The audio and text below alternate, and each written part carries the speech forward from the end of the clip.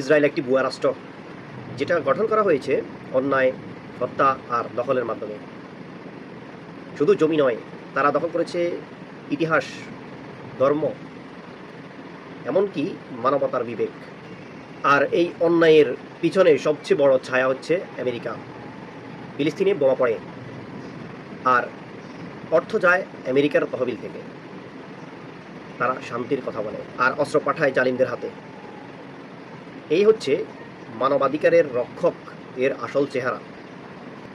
আল্লাহ বলেন, আর যারা জুলুম করে শীঘ্রই তারা জানতে পারবে তারা কি পরিণতি বরণ করেছে।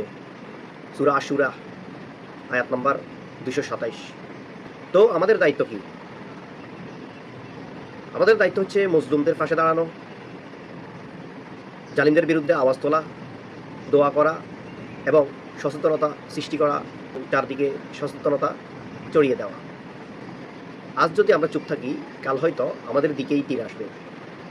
তাই আওয়াজ তুলুন, অন্তত দোয়া করুন, হে আল্লাহ মজলুমদের রক্ষা করুন, ফিলিস্তিন, গাজা, সকল মুসলিম উম্মাহকে শান্তি দিন,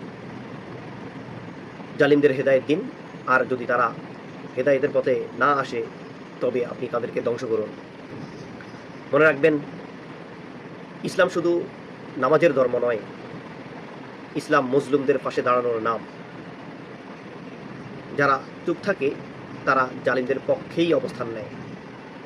এটা কোরআনের স্পষ্ট বার্তা। আমি সামাজিক যোগাযোগ মাধ্যমে অনেককেই দেখতেছি ইরানকে নিয়ে তাদের মাথা ব্যথা এবং তাদের দোষগুলো নিয়ে কথা বলা হচ্ছে।